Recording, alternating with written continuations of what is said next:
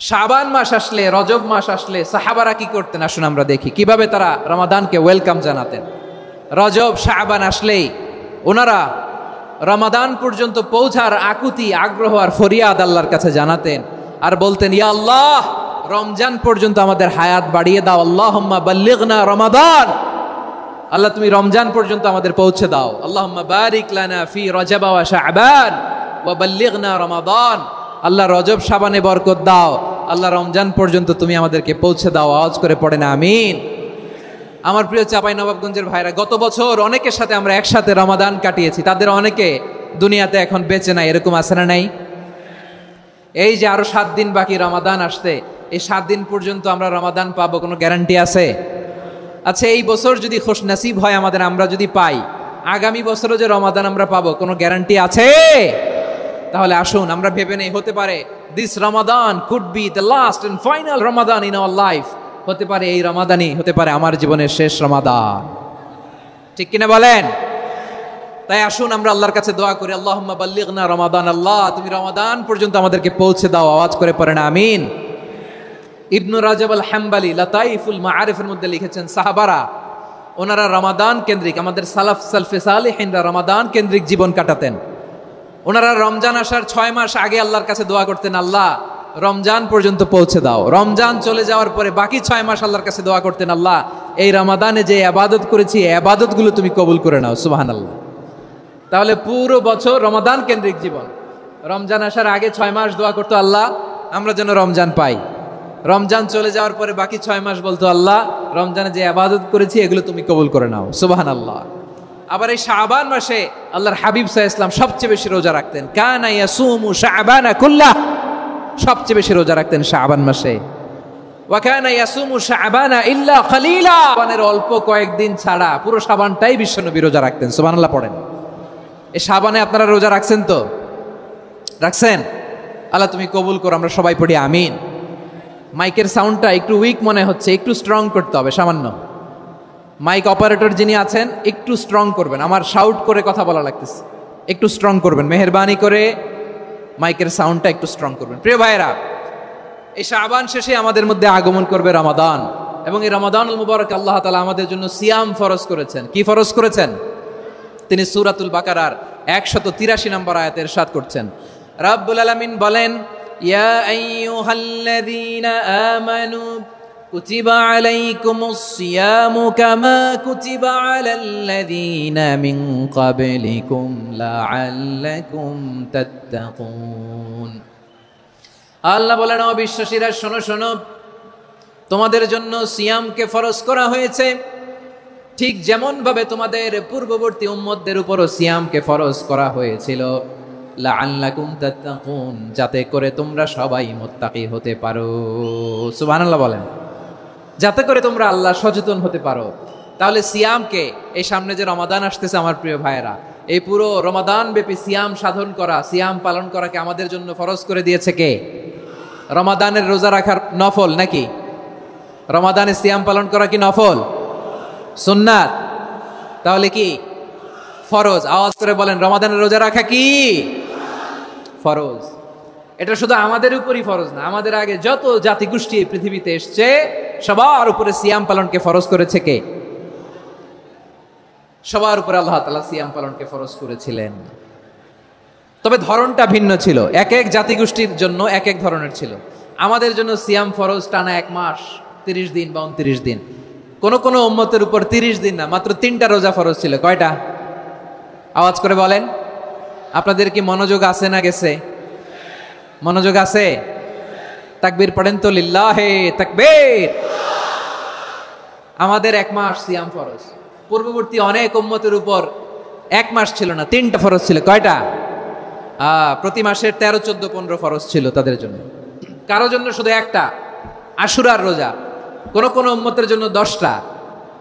কোন কোন উম্মতের জন্য রোজা ফরজ ছিল মৌনতার রোজা, আরবিতে বলে সওমুল ইনসাত, মানে সারাদিন খেতে পারবে, পান করতে পারবে, স্ত্রীর সাথে মেলামেশা করতে পারবে, কিন্তু কথা বলতে পারবে না। কথা বললেই তাদের রোজা ভেঙে যেতে। পড়েন সুবহানাল্লাহ।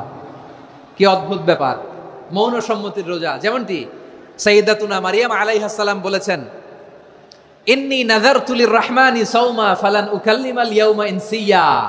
তিনি বলেছেন আজকে আমি রহমানের জন্য মানে আল্লাহর জন্য রোজা মানত করেছি, আজকে আমি কারোর সাথে কথা বলতে পারবো না। তো রোজা রাখলে কথা বলতে পারবে না কেন? কারণ ওই শরীয়তে রোজার বিধান ছিল সকাল থেকে সন্ধ্যা খেতে পারবেন, পান করতে পারবেন, কিন্তু কথা বলতে পারবেন না। কথা বললেই রোজা ভেঙে যেত। সুবহানাল্লাহ বলেন। তাহলে সব জাতিগোষ্ঠীর উপরে রোজা ফরজ ছিল, কিন্তু ধরনটা ভিন্ন ছিল। মজার ব্যাপার হচ্ছে আপনি বর্তমানেও বিভিন্ন ধর্মের দিকে তাকান, বৌদ্ধ ধর্ম, হিন্দু ধর্ম, খ্রিস্ট ধর্ম, তাদের মধ্যেও রোজা আছে। ইংরেজরা, খ্রিস্টানরা এটাকে বলে ফাস্টিং। কি বলে? ফাস্টিং। আমাদের হিন্দু ভাইয়েরা বলে উপবাস। তারা কি বলে? উপবাস। আবার এখন আন্দোলনেরও একটা মাধ্যম হয়েছে এটা, না খেয়ে থাকা। এটারে বলে অনশন। এটারে কি বলে? অনশন ধর্মঘট। মানে আমাদের দাবি না মানলে আমরা খাবো না, রোজা রাখলাম। আছে না নাই? তারপরে আধুনিক বিজ্ঞান এটার একটা নাম দিয়েছে না খেয়ে থাকাকে, অটোফিজি। কি বলে? অটোফিজি। জাপানের এক চিকিৎসা বিজ্ঞানী এই অটোফিজির উপর গবেষণা করে সে নোবেল পেয়েছে। সুবহানাল্লাহ পড়বেন না? এজন্য আল্লাহ তাআলা আমাদের জন্য গোটা রমাদানে এই সিয়ামকে ফরজ করে দিয়েছেন। আওয়াজ করে বলেন আল্লাহু আকবার। রাব্বুল আলামিন বলেন ইয়া আইয়ুহাল্লাযীনা আমানু কুতিবা আলাইকুমুস সিয়াম।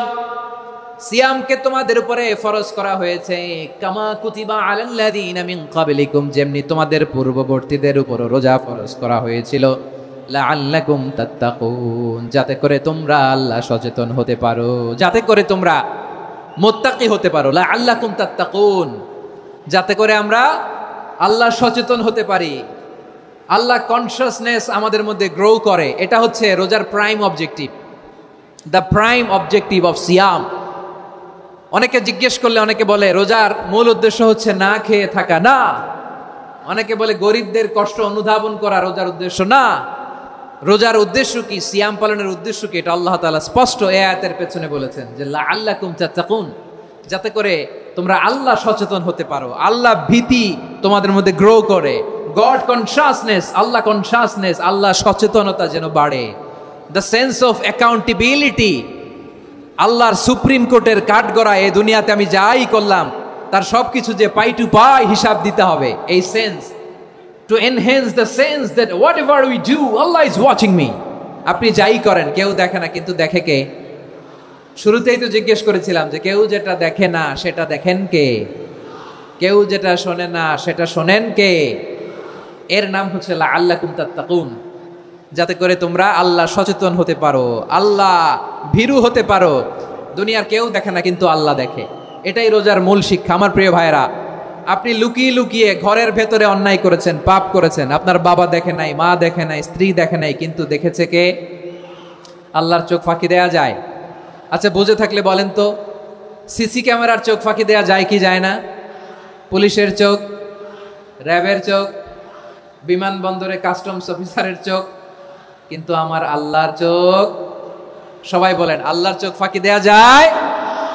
এই সেন্সটা নিয়ে আসা নিজের মধ্যে, আমি whatever I do Allah is watching me, যাই করি আল্লাহ দেখে। লাআল্লাকুম তাত্তাকুন। রমাদানের রোজা, ইফতারি, সিয়াম, ইবাদত সব কিছুর মধ্য দিয়ে আপনাকে খেয়াল করতে হবে যে লাআল্লাকুম তাত্তাকুন এই স্ট্যান্ডার্ড এটা অ্যাচিভ হচ্ছে কিনা আমাদের, যাতে করে তোমরা মুত্তাকি হতে পারো, আল্লাহ ভীরু হতে পারো। তাকওয়া, এটা হচ্ছে the essence of Islam. What is তাকওয়া? তাকওয়া মানে কি? তাকওয়ার সংজ্ঞা অনেকে অনেক ভাবে দিয়েছেন। আমি সরাসরি সাহাবাদের কাছ থেকে একটা সংজ্ঞা আপনাদের শোনাচ্ছি। ওমরে ফারুক রাদিয়াল্লাহু তাআলা আনহু উবাই ইবনে কাব রাদিয়াল্লাহু তাআলা আনহুকে জিজ্ঞেস করেছিলেন, ইয়া উবাই মা হুয়া তাকওয়া, হে উবাই তাকওয়া কি? তাকওয়া কাকে বলে? উবাই ইবনে কাব তিনি প্রশ্নের উত্তর না দিয়ে উনিও আবার প্রশ্ন ছুড়লেন। তিনি বললেন, ইয়া আমিরাল মুমিনিন আমা সালাকতা তরিকান যা শাউক, আপনি কি কাঁটাযুক্ত রাস্তা দিয়ে মরুভূমিতে কখনো হেঁটেছেন? যে রাস্তার চারদিকে ক্যাকটাস, গুলমলতার কাঁটা, হেঁটেছেন? ওমরে ফারুক বললেন, নাম হেঁটেছি। বালা, হেঁটেছি। কাইফা আমিলতা, কিভাবে হেঁটেছেন? ওমরে ফারুক বললেন, শাম্মারতু ওয়াজতাহাতু, আমি আমার জামা, জুব্বা, চাদর আটোসাটো করে গায়ের সাথে এমন ভাবে মিলিয়ে রেখেছি, এমন সাবধানে হেঁটেছি যাতে করে মরুভূমির ক্যাকটাসের গুলমলতার কাঁটা আমার গায়ে বিঁধে না যায়। উবাই ইবনে কাব বললেন, ফাযালিকা হুয়া তাকওয়া, আরে তাহলে আপনি তো ঠিকই জানেন তাকওয়া মানে কি, এটাই তো তাকওয়া। ওই রাস্তা দিয়ে যেভাবে হেঁটেছেন পুরো দুনিয়ার জিন্দেগিটা এইভাবে সাবধানে চলার নামই হচ্ছে তাকওয়া। চিল্লায় বলো ঠিক কিনা? এই দুনিয়াতে পাপ পঙ্কিলতা থাকবে, শয়তানির হাতছানি থাকবে, অপরাধ প্রবণতা থাকবে, নফসের খায়েশ থাকবে, অন্যায়ের হাতছানি থাকবে, সব কিছুকে দোলে মুচড়ে পেছনে ফেলে সাবধান হয়ে এই দুনিয়ার সিরাতুল মুস্তাকিমের পথে চলতে হবে। যেই রাস্তা শুরু হয়েছে দুনিয়াতে, শেষ হয়ে গিয়েছে আল্লাহর জান্নাতের ভেতরে। চিল্লায় বলেন ঠিক কিনা? আমার প্রিয় চাঁপাইনবাবগঞ্জের ভাইয়েরা, এটার নামই তাকওয়া। উবাই ইবনে কাব বললেন, ও আমিরুল মুমিনিন, ওই কাঁটাযুক্ত গুলমলতার রাস্তার মধ্যে ঠিক যেমনি সাবধান হয়ে আপনি হেঁটেছেন, এই দুনিয়ার বুকে ওই সাবধান হয়ে চলার নাম হলো তাকওয়া। সুবহানাল্লাহ। তাহলে তাকওয়া কারে বলে? আমার চাঁপাইনবাবগঞ্জের কলিজা টুকরা ভাইরা, বুঝতে পারছেন আপনারা? হ্যাঁ, তাকওয়ার শুধু দুইটা নমুনা আপনাদের সামনে পেশ করবো, আপনাদের ক্লিয়ার হয়ে যাবে। একটা নমুনা তো দিলাম, আরেকটা নমুনা, সেটাও ওমরে ফারুক রাদিয়াল্লাহু তাআলা আনহুর জীবনী থেকে। উনি ছিলেন ন্যায়পরায়ণ শাসক। রাত্রিবেলা প্রজাদের কি হাল হাকিকত, কি অবস্থা, ঘুরে ঘুরে প্যাট্রোলিং করতেন পুলিশের মতো। তো সারা রাত প্যাট্রোলিং করে সারা রাত তিনি ঘুরেছেন কার কি অবস্থা দেখে। শেষ রাতে তিনি ফিরে আসতেছেন। তিনি থাকতেন, সেই বুখারীতে এসেছে, কানা ইয়াসকুনু ফি আওয়ালিল মদিনা, মদিনার উঁচু এলাকায় থাকতেন। তো ফিরে আসার সময় উনি একটা প্রাচীর বেষ্টিত ঘরের পাশে দুইজন নারীর কথোপকথন শুনতে পেলেন। কয়জন নারীর? দেখি আপনাদের মনোযোগ আছে কিনা, বলেন কয়জন নারীর? একজন বৃদ্ধা, একজন যুবতী। উনি কান লাগিয়ে শুনতে পাচ্ছেন। বৃদ্ধা মা, ওমর ফারুক কাউকে দেখতে পাচ্ছেন না, শুনতে পাচ্ছেন। বৃদ্ধা মা তার যুবতী মেয়েকে বলে, এই তাড়াতাড়ি উটের দুধ দহন করে উটের দুধের সাথে পানি মিশাও, তাইলে কালকে বাজারে মদিনায় বেশি দামে বিক্রি করা যাবে, লাভ হবে অনেক। বৃদ্ধা মহিলা এটা বললেন। যুবতী মেয়ে উত্তরে বলে, মা আপনি জানেন না আমিরুল মুমিনিন খলিফাতুল মুসলিমিন ওমরে ফারুক দুধে পানি মিশানোকে দণ্ডনীয় অপরাধ বলে ঘোষণা দিয়েছে, জানেন না? এবার বৃদ্ধা মহিলা বলে, আরে পাগলি, এই ভোর রাতে আমিরুল মুমিনিন ওমরে ফারুক আসবে কোত্থেকে? উনি আসবে কোত্থেকে? ওনার পাইক পেয়াদা সিকিউরিটি আসবে কোত্থেকে? কেউ দেখবে না। আরে কেউ দেখবে না, তাড়াতাড়ি দুধের সাথে পানি মেশাও। এই কথা যখন মা বলেছে, যুবতী মেয়েটা চমৎকার একটা উত্তর দিয়েছে। তিনি বলেছিলেন, ইয়া উম্মি, ও আমার মা, লাউলা রাআ উমর লা রাআ রব্বু উমর, ও আমার প্রিয়তমা মা, আপনি ঠিকই বলেছেন, গভীর রাতে ওটের দুধে পানি মিশালে ওমর দেখবে না, কিন্তু মা খেয়াল রাখবেন, ওমর যদি নাও দেখে, ওমরের রব কিন্তু দেখে। চিল্লায় বলেন ঠিক কিনা? দিস ইজ কল্ড তাকওয়া। লাউলা রাআ উমরু লা রাআ রব্বু উমর, ওমর দেখে না কিন্তু ওমরের রব দেখে। চিল্লায় বলেন ঠিক কিনা? এজন্য রব্বুল আলামিন বলেন, লা তুদরিকুহুল আবসার ওয়া হুয়া ইউদরিকুল আবসার ওয়া হুয়াল লাতীফুল খাবীর। তিনি এমন সত্তা, দুনিয়ার কোনো চোখ তাকে দেখে না, কিন্তু দুনিয়ার সবগুলো চোখকে, সব মানুষের অ্যাক্টিভিটিসকে, আরশের উপর থেকে সব কিছু মুহূর্তে মুহূর্তে দেখতে পান কে? তাহলে তাকওয়া কারে বলে বুঝতে পারছেন? হ্যাঁ, দুনিয়াতে সাবধানে চলার নাম তাকওয়া। কেউ দেখে না কিন্তু আল্লাহ দেখে। এই সেন্স, এই জবাবদিহিতার ভয়, দ্য সেন্স অফ অ্যাকাউন্টেবিলিটি, এই সেন্স নিজের মধ্যে গ্রো করার নাম হচ্ছে তাকওয়া। আর এই সিয়াম পালন করার প্রাইম অবজেক্টিভ অফ সিয়াম হচ্ছে লাআল্লাকুম তাত্তাকুন। আওয়াজ করে বলেন, লাআল্লাকুম তাত্তাকুন। আমার প্রিয় ভাইরা, এই আসন্ন রমাদান, এটা এমন এক বরকতের মাস, যে মাসে আমরা নিজেদের নাফসের উপর নিয়ন্ত্রণ প্রতিষ্ঠা করি। সারা বছর নাফস আমাদেরকে নিয়ন্ত্রণ করে, আর রমাদানে আমরা নাফসকে নিয়ন্ত্রণ করি। কথা বুঝতেছেন? সারা বছর নাফস আমাদেরকে নিয়ন্ত্রণ করে। এই যে এখন আমার খেতে মনে চাইলে যে খেজুর রাখা, আমি খেজুর খেতে পারবো, নাটস আছে, বাদাম খেতে পারি। খাইতে মন চাইলে পানি, আমার রুহুটা চায়, আমার নাফসটা খেতে চায়, আমি খেতে পারি, পান করতে পারি। বিবাহিতরা দিনের বেলায় স্ত্রীর সাথে মেলামেশা করতে চাইলে করতে পারে, কিন্তু রমাদানে দিনের বেলায় খেতে মনে চায় কিন্তু আমরা খাই। আমার প্রবৃত্তি খেতে চায় কিন্তু প্রবৃত্তির কথা আমরা শুনি, কথা কয় না। রমজানে খেতে মন চাইলে আমরা খাই, তৃষ্ণায় গলা ফেটে যায়, গলার ছাতি ফেটে যায়, কিন্তু এক ঢোক পানি কি আমরা গিলি? বিবাহিতরা দিনের বেলা স্ত্রীর সাথে কি মেলামেশায় যায়? না। তার মানে সারা বছর নফস আমাদেরকে নিয়ন্ত্রণ করে, আর রমাদানে এই নফসের উপর আমরা নিয়ন্ত্রণ প্রতিষ্ঠা করি। নফসের লাগাম আমরা রমাদানে টেনে ধরে। চিল্লায় বলেন ঠিক কিনা? এজন্য আমার প্রিয় ভাইয়েরা, নফসের উপর নিয়ন্ত্রণ নিতে চাইলে রমাদানের রোজার কোনো বিকল্প নাই। এটা এমন মাস যে মাসের ফজিলতেরও কোনো শেষ নাই। এ মাসকে বলা হয় দ্য মান্থ অফ হোপ। এটা আশা জাগানিয়া মাস। রমজানের কথা শুনলে আশা জাগে না হৃদয়ে? হ্যাঁ, ইদা জা রমাদান ফুতিহাত আবওয়াবুস সামা ওয়া গুল্লিকাত আবওয়াবু জাহান্নাম ওয়া সুফিদাতিশ শায়াতিন। রমাদান আসলে আকাশের দরজাগুলো খুলে দেওয়া হয়, মানে জান্নাতের।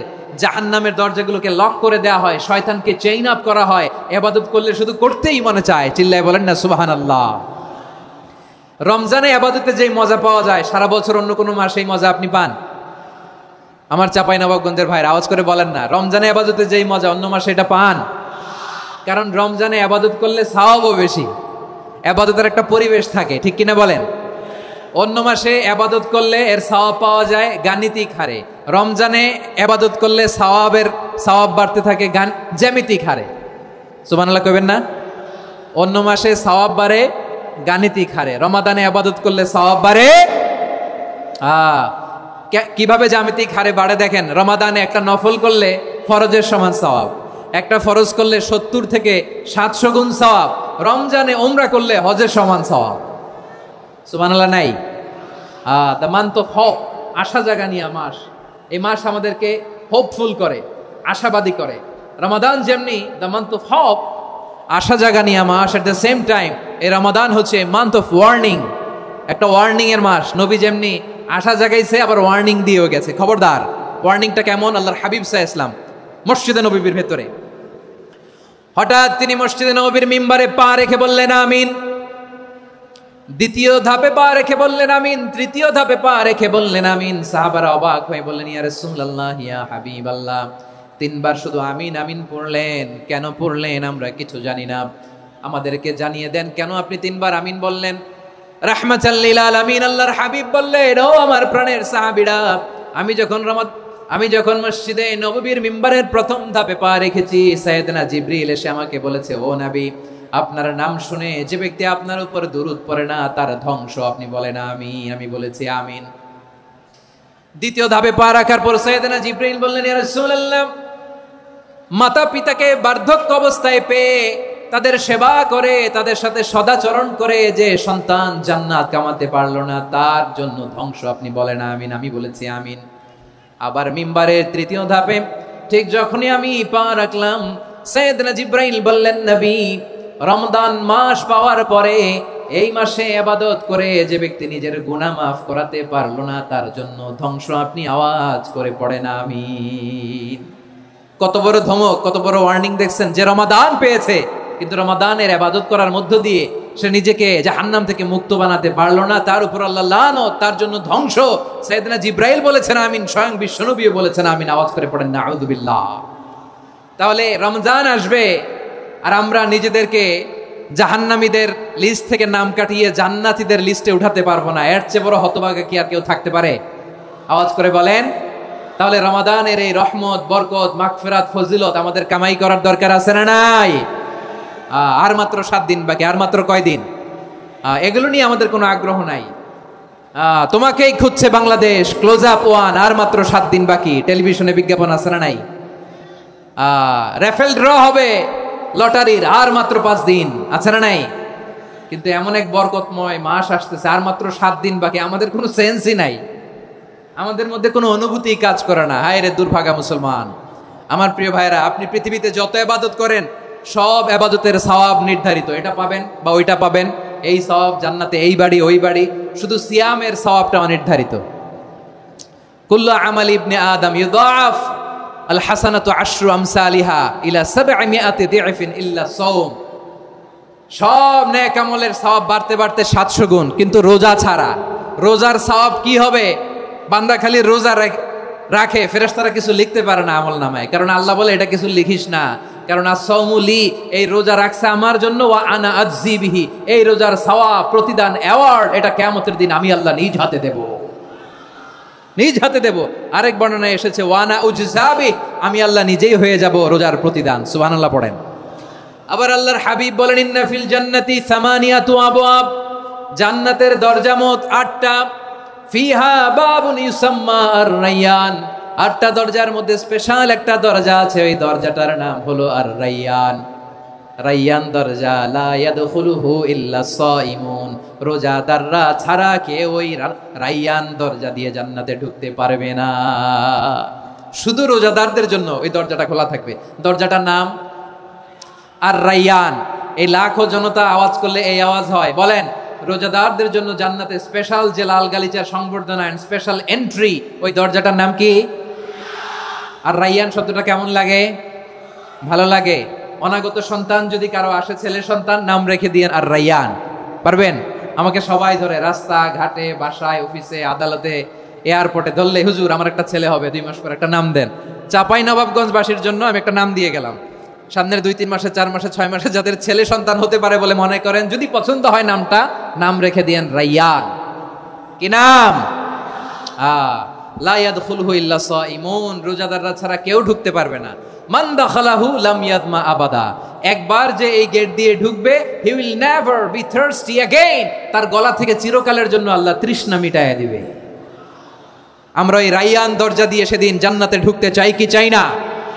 আমার প্রিয় ভাইরা, প্রতি রাতে রমাদানে আল্লাহর ফেরেশতারা আহ্বান জানায়, ইয়া বাগিয়াল খাইরি আকবিল, ইয়া বাগিয়াশ শাররি আকসির, হে কল্যাণের পথের যাত্রী, আকবিল প্রসিড, আরো ইবাদত করো, আগাও আগাও, আরো জান্নাতের নাজ নেয়ামত কামাও।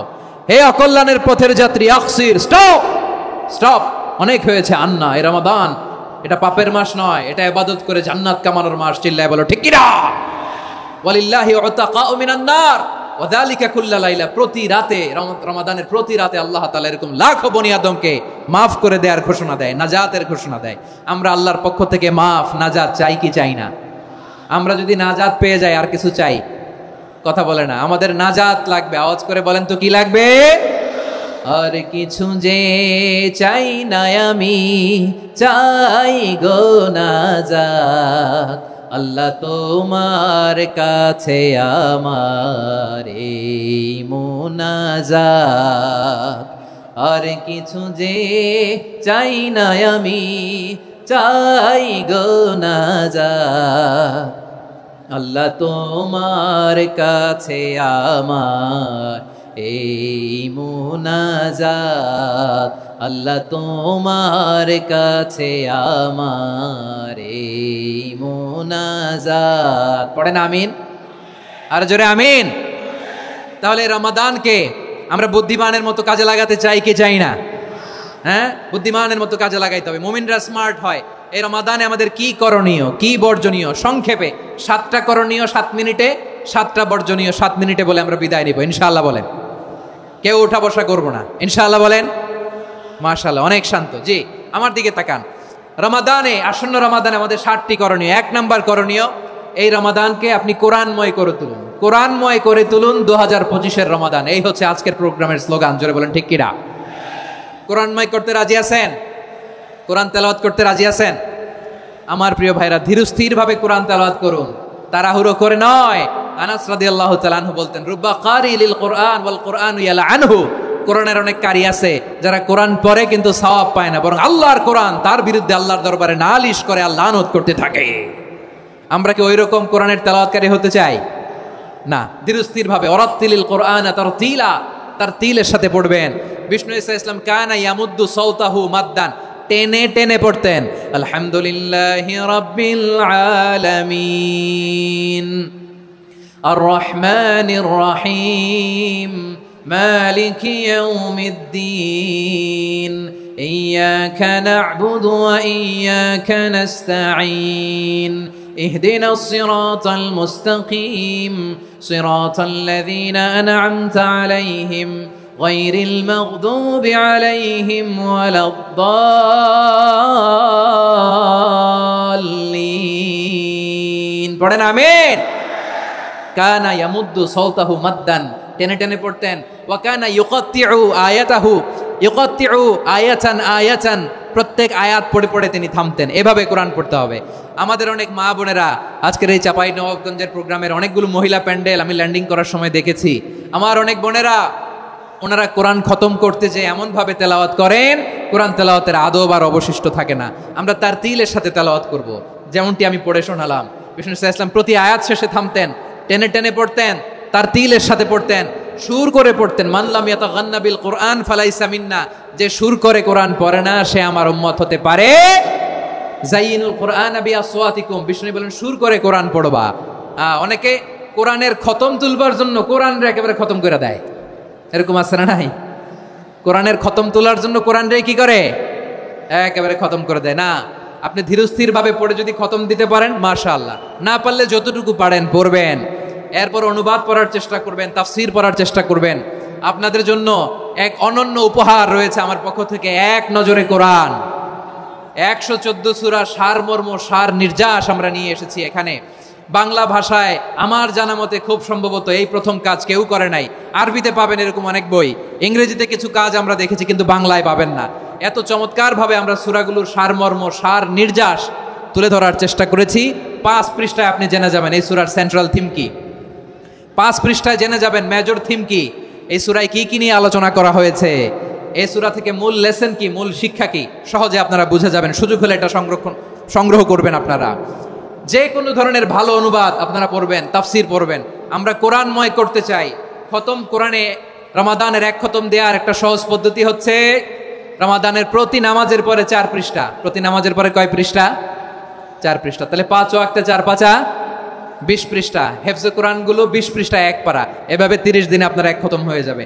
আমরা যেন তার তিলের সাথে বিশুদ্ধভাবে কোরআন তেলাওয়াত করতে পারি, আল্লাহ তৌফিক দান করুক। পড়ে না আমিন। 2 নাম্বার করণীয়, ধীরস্থিরভাবে তারাবির সালাতগুলো যেন আমরা আদায় করি। তাড়াহুড়ো করবেন না আল্লাহর ওয়াস্তে, তাড়াহুড়ো করবেন না, তাহলে কোরআন আমাদের জন্য বদদোয়া করবে। তাড়াহুড়ো করবেন তারাবির নামাজে।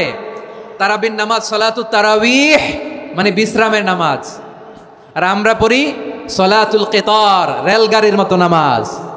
চিল্লায় বলেন ঠিক কিনা? না, এরকম করবেন না। ইমাম সাহেবদেরকে আশ্বস্ত করুন যে ইমাম সাহেবরা আমরা পিছনে আসি আপনাদের সাথে, আপনি আস্তে আস্তে পড়েন, তার তিলের সাথে পড়েন, ধীরস্থির ভাবে তারাবির সালাত পড়বেন। সারা বছর এই সুযোগ হয় না দাঁড়িয়ে কোরআন শোনার, এরকম আয়োজন ব্যবস্থাপনা সারা বছর আর আমরা পাই বলেন তো না। তারাবির সালাতের রাকাত বিতর্ক এড়িয়ে চলুন, রাকাত নিয়ে বিতর্ক করবেন না। 8 রাকাত 20 রাকাত নিয়ে যে মারামারি এই দেশে, এটা শয়তানের ফন্দি। চিল্লায় বলেন এটা কার ফন্দি? আমরা 20 রাকাত পড়ি, আপনারা হয়তো 8 রাকাত পড়েন, কোনো অসুবিধা নাই। আমরা যারা 20 রাকাত তো আমরা পড়তেছি, আমরা 20 রাকাতের কথাই বলি। 20 রাকাত আমরা পড়বো আজীবন। সৌদি আরবে মক্কা মদিনায় 20 রাকাত পড়ে, কোনো অসুবিধা নাই। অন্যান্য মসজিদগুলো 8 রাকাত পড়ে, এই নিয়ে এদের মধ্যে মারামারি আছে? হ্যাঁ, এই জন্য রাকাত বিতর্ক এড়িয়ে চলবেন। প্রিয় ভাইয়েরা, আপনার আমল আল্লাহর কাছে কবুল হবে সংখ্যার বিচারে না উত্তমতার বিচারে? বলেন তো, সংখ্যার বিচারে না উত্তমতার বিচারে? উত্তমতার বিচারে। কত চমৎকার ভাবে আপনি আল্লাহর সামনে দাঁড়াতে পারছেন এটা বিবেচ্য। রুকু সেজদাগুলো সুন্দরভাবে করবেন। রুকু থেকে সোজা হয়ে দাঁড়ানো ওয়াজিব, 2 সেজদার মাঝখানে সোজা হয়ে বসা ওয়াজিব। এটা আদিলুল আরকান বাদ দিলে হানাফি মাযহাব মতে সৌ সেজদা দিতে হবে, অন্য মাযহাব মতে নামাজই হবে না, আপনি নামাজই হবে না। এই জন্য ধীরস্থির ভাবে তারাবির সালাত যেন আমরা আদায় করি। পারা যাবে তো ইনশাআল্লাহ? 3 নাম্বার, তাহাজ্জুদের সালাত আদায় করুন। বছরের অন্যান্য সময় উঠতে পারি না, অনেকে বলে হুজুর উঠতে পারি না, কিন্তু রমাদানে সাহারি খাওয়ার জন্য তো উঠাই লাগে। কি বলেন, সাহারি খান আপনারা? হ্যাঁ, খান না? খান কে কে দেখি তো? মাশাআল্লাহ মাশাআল্লাহ। এই সুন্নত পালনের জন্য 1 নাম্বার। মাশাআল্লাহ, ঠিক আছে, পালন করবেন। আল্লাহর হাবিব বলেন তাসাহারু ফা ইন্না ফিস সাহুরি বারাকা, তোমরা সাহারি খেও, কেননা সাহারির ভেতরে বরকত ঢুকায় দিয়েছে কে? একটা খেজুর 1 গ্লাস পানি খেলেও সারা দিন আপনাকে তরতাজা রাখে কে? তো সাহারির জন্য যেহেতু উঠতেই হয়, সাহারি খাওয়ার আগে বা পরে 2 রাকাত 4 রাকাত তাহাজ্জুদ পড়া যাবে না? রব্বুল আলামিন বলেন ওয়ামিনাল লাইলি ফাতাহাজ্জাদ বিহি নাফিলাতান লাকা আসা আইয়াবআসাকা রাব্বুকা মাকামান মাহমুদা। ও নবী, রাতের কিছু অংশ সময় তাহাজ্জুদের সালাত আপনি আদায় করবেন, কারণ এই তাহাজ্জুদ হলো আপনার জন্য নাফিলাতাল লাক, অতিরিক্ত ফরজ। আপনাকে মাকামে মাহমুদে অধিষ্ঠিত করবে কে?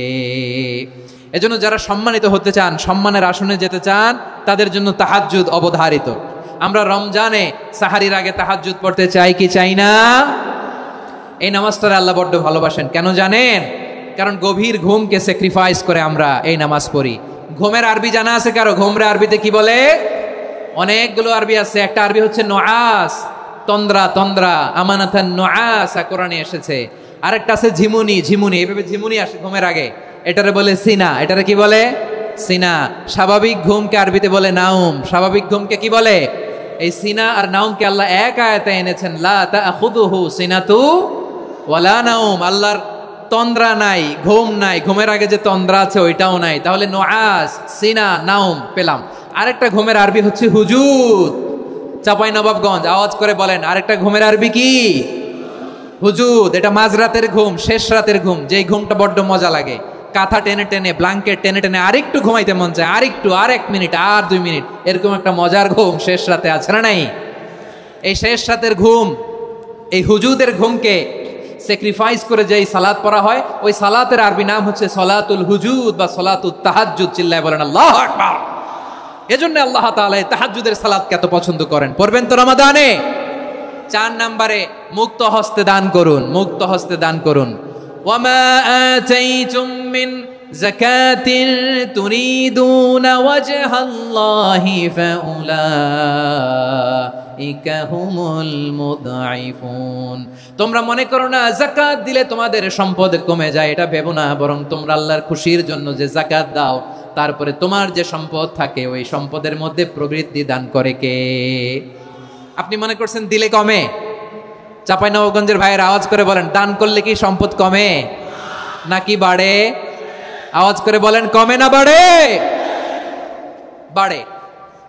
যেটা দান করেন, কামাসালি হাব্বা আম্বাতাত সাবআ সানাবিলা ফি কুল্লি সুমবুলাতিন মিয়াতি হাব্বা। 1 টাকা দান করলে এটা চারা বীজের মতো, রূপে দিলে 7টা শীষ, প্রতি শীষে হয় 100 শস্য দানা। আল্লাহ যারে চায় এরকম বাড়ায় দেয়, প্রবৃদ্ধি দেয়। সুবহানাল্লাহ।